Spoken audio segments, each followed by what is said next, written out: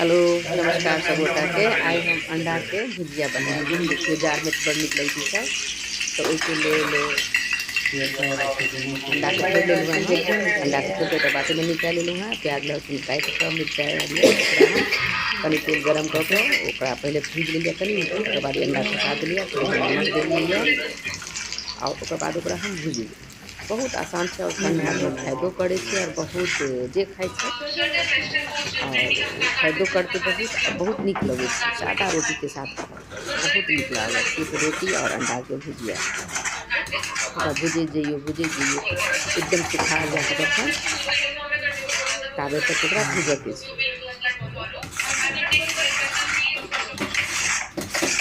देखिए कतेक निक लगे एना खोल कर रख लिया हम अभी भुजा गए और भुजा पूरा नहीं सुखल एकदम पूरा फहर फहर देना भुजिया हुआ आलू सबको एकदम भूज दिए कते नहीं चलिए बनाओ यहाँ से।